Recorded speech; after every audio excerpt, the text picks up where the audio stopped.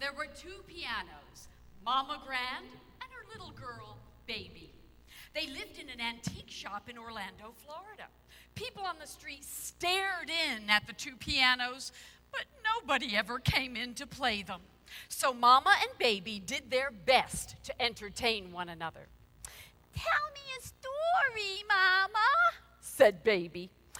"All right," said Mama. "Once upon a time, just after you were born, we lived in a studio with Monsieur Kolnick, the famous piano teacher." "No, not the story about the piano teacher," said Baby. "I want to hear a story about the old days, when you were young, when you were with the orchestra." "Oh, all right, yes, the glorious orchestra. Some of the best years of my life were spent there, Baby. Of course, there are a lot of personalities to deal with when you're part of an orchestra. All the instruments are so different. There's strings, woodwinds, brass, percussion, but when the instruments play together, the orchestra is one big happy family." "Oh, if only I could meet them," said Baby. "Then I'd have somebody to play with. Being an only child gets kind of lonely. Tell me more about the orchestra, Mama. Tell me about the instruments." "Well, all right. Let's begin with violin," said Mama. "He's the head of the orchestra family in the string section. Violin can be rather pushy, but he's also very sweet."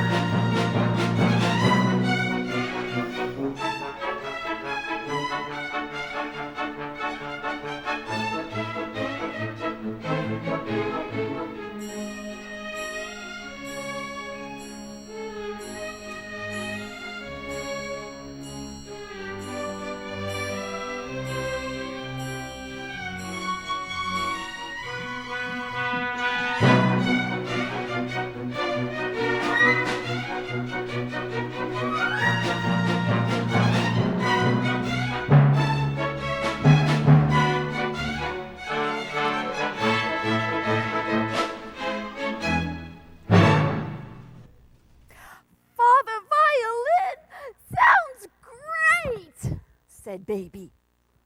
"Father Violin?" said Mama. "Well, you said Violin is head of the orchestra family, so that means he's my father."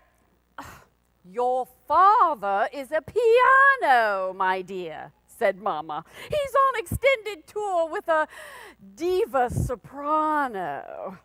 "Oh, that's what you told me," said Baby. "But if I were in the orchestra, Violin would be like my father. Well, who else is in the family? Some cousins, I hope?" "Well, there's little Piccolo. Piccolo is so much fun. Now, some people think she's shy because she doesn't speak up much, but give Piccolo a little passage to play and you can't shut her up."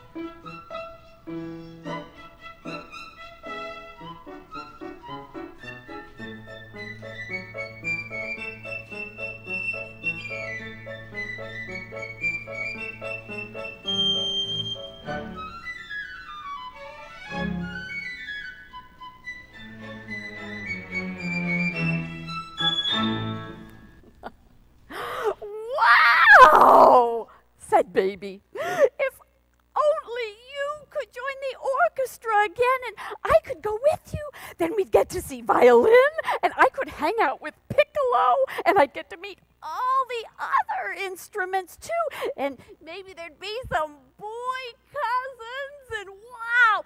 "Hush," said Mama. "You're beginning to sound a little like Piccolo yourself." "Look out the window. Some people are staring at us." Baby took a look. Outside on the street, a young man and woman were peering in at them. "Do you think they'll come in?" Baby whispered. "They're just looking," Mama said with a yawn. "Nobody buys a piano at an antique shop. They probably think we're old has-beens." But the bell on the shop door tinkled, and a young man and woman walked inside. Baby and Mama eavesdropped as the two customers spoke to the owner of the shop at the counter. "Hello," said the young man. "My name is Drew. I'm a conductor." "And my name is Georgia," said the young woman. "I'm a pianist. We need a piano for our orchestra." "I got two," said the owner. "The larger grand piano is getting on in years, but she's appeared in the best concert halls with some famous orchestras." "Well, what about the baby grand?" asked Georgia. "Baby's never belonged to an orchestra," said the owner. "But she's a bright little piano." "Well, may I play her?" asked Georgia. Baby Grand's hammers tingled with excitement. She took a deep breath as Georgia sat down on her bench. It had been such a long time since Baby had been played.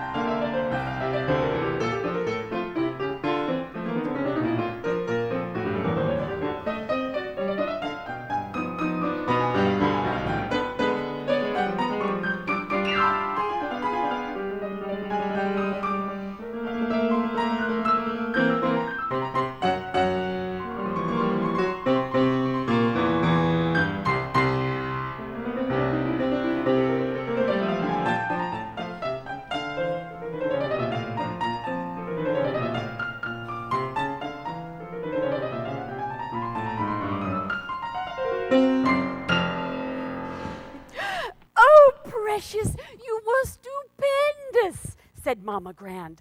"What a prodigy." "I guess my tuning wasn't all that off," Baby Grand said modestly. "Oh, she's a beautiful little piano," Georgia said. "I love her." "Oh, don't you want to try the grand?" said Drew. "I'm afraid the old lady won't sound the best," the shop owner said, gently touching Mama Grand. "She needs some repair work on a soundboard."